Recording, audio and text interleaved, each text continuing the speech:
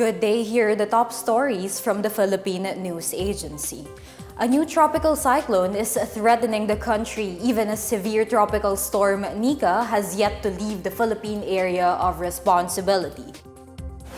Pag-asa said tropical storm Ofel entered PAR early this morning and is now 1,170 kilometers east of southeastern Luzon. It is packing maximum sustained winds of 75 kilometers per hour near the center and gustiness of up to 90 kilometers per hour. Ofel is expected to bring heavy rainfall and strong to gale force gusts over parts of Luzon. Tropical cyclone wind signal number 1 may be raised over portions of Cagayan Valley this evening or tomorrow morning. The Weather Bureau is also monitoring yet another tropical cyclone following behind Ofel, which will be called Pepito once it enters PAR. Meanwhile, Nika is moving northwestward at 10 kilometers per hour with maximum sustained winds of 95 kilometers per hour near the center and gustiness of up to 115 kilometers per hour. The tropical cyclone was last seen 225 kilometers west-northwest of Laoag City, Ilocos Norte. Nika is moving northwestward to westward over West Philippine Sea and is expected to exit PAR this afternoon. Signal number 1 remains over the northern portion of Ilocos Norte, the northern portion of Apayao, northwestern Cagayan, and northwestern Babuyan Islands. Ilocos Region, Cordillera, Cagayan, Batanes, Bataan, and Zambales can continue to expect cloudy skies with scattered rains and thunderstorms due to Nika. Metro Manila and the rest of the country will have fair weather other than isolated rains and thunderstorms.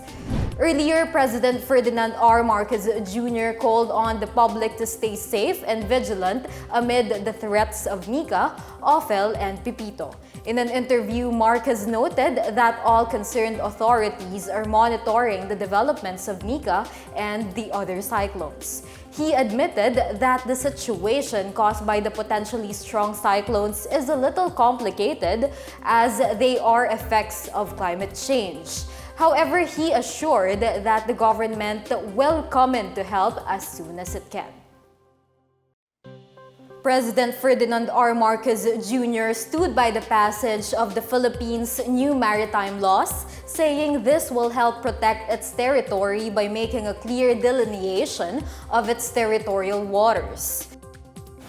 Marcos made the remark in connection with the newly signed Republic Act 12064 or the Philippine Maritime Zones Act and RA 12065 or the Archipelagic Sea Lanes Act.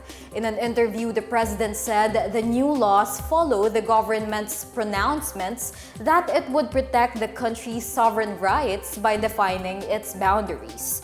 He also said China's continued escalation of tensions in the South China Sea stresses the further need to define the country's borders.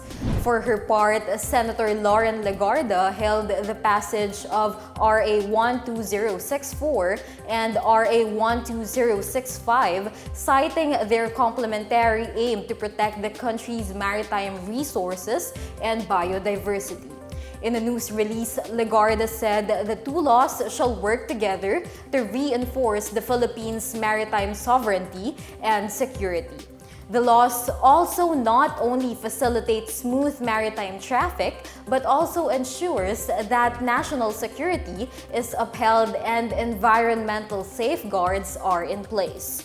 The Maritime Zones Act identifies the Philippines' internal and archipelagic waters and declares sovereign rights and jurisdiction over a 12 nautical mile territorial sea, as well as a 24 nautical mile contiguous zone from the baselines and the 200 nautical mile exclusive economic zone and continental shelf.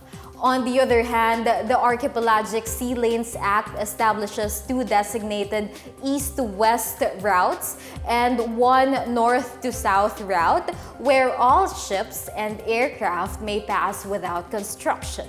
National Mapping and Resource Information Authority Administrator Peter Chiangco said the map showing the delineation of maritime zones and archipelagic sea lanes under the new laws has been prepared.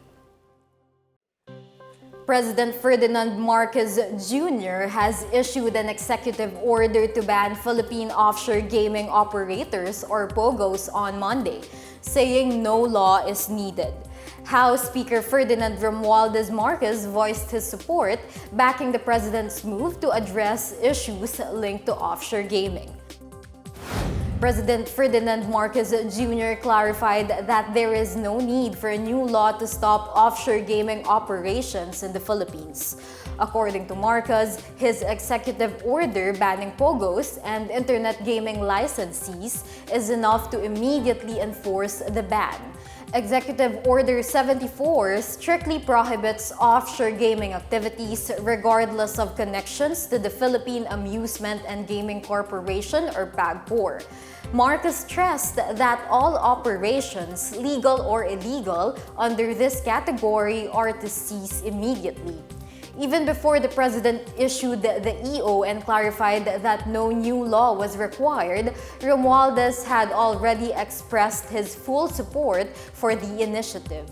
He commended the president's decisive move to end the evils associated with offshore gaming. Senator Risa Hontiveros previously raised concerns about potential loopholes that could allow continued POGO activity through licensed casinos. However, the president assured that PAGCOR has no authority over these banned operations. Romualdez also noted that the House is actively working to eliminate risks posed by POGOs, including criminal syndicates involved in money laundering, drug trafficking, and illegal land acquisitions. The House Quad Committee has been investigating these criminal connections and has filed 2 legislative measures to combat illegal gaming activities. One of the bills, the Anti-Offshore Gaming Operations Act, proposes to criminalize all forms of offshore gaming with strict penalties, further reinforcing the president's directive. Speaker Romualdez reaffirmed the House's commitment to supporting the executive order and advancing legislation to safeguard public security and uphold the law. GCash security issue is raising concerns due to its unauthorized transactions and financial losses reported by users.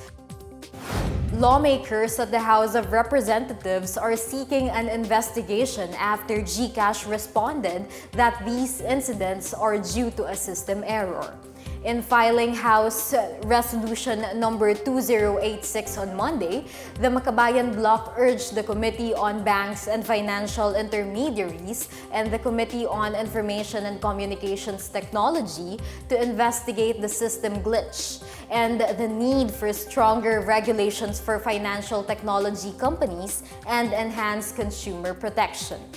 The Makabayan bloc consists of ACT Teachers Party List Representative Franz Castro, along with Gabriela Party List Representative Arlene Brosas and Kabataan Party List Representative Raul Manuel. GCash, with approximately 94 million users in the country, previously faced similar security issues in 2023, where multiple users reported unauthorized deductions and hacking incidents, amounting to an aggregate loss of 37 million. These unauthorized transactions raised serious concerns about its security measures and consumer protection protocols, the lawmakers said in the resolution. The bloc also added that GCash should be held accountable for these irregularities that affect Filipinos who rely on platform for their daily financial transactions. GCash then assured its users that the incidents were isolated and the accounts of the affected users were safe. President Ferdinand R. Marcos Jr. called for increased collaboration between his administration and the cruise tourism industry to strengthen the country's tourism sector. Speaking at the Sea Trade Cruise or STC Asia 2024 in Parañaque City on Monday night, Marcos emphasized the importance of creating a sustainable and inclusive industry that benefits local communities, travelers, and cruise lines alike. President Marcos highlighted the Philippine government's vision of a tourism sector that allows for meaningful connections between international travelers and the country's diverse culture. Noting the increased industry interest in the Philippines, the president shared that the country received over 100 cruise calls in 2023, with a projected 109 calls expected in 2024 and more scheduled through 2027. This growth indicates a boost in the industry confidence, further reinforcing the Philippines' potential as a key cruise destination in Asia. He extended a warm and earnest invitation to cruise line representatives and industry leaders to deepen partnerships with the Philippines, founded on the principles of shared success and mutual aspiration. To ensure this growth is practical and sustainable, President Marcos outlined government efforts to enhance infrastructure, streamline operations, and implement sustainable practices. This includes initiatives such as upgrading port facilities, improving guest experiences, and simplifying entry processes for travelers.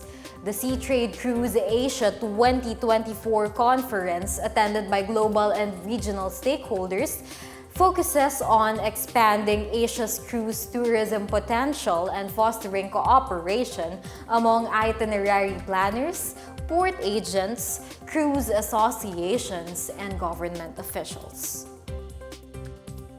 And that's the latest and the biggest stories on the Pna Headlines. For more news updates, visit our website pna.gov.ph or our Facebook and X account, Philippine News Agency. The Pna Headlines is also streamed via the Serbisha Facebook page. You may also watch the Pna Headlines through the Philippine News Agency's YouTube account and via the News and Information Bureau website under PNA News. It's 43 days before Christmas. I am Heidi Lacambra. This is the Pna Headlines, bringing stories that unite the nation.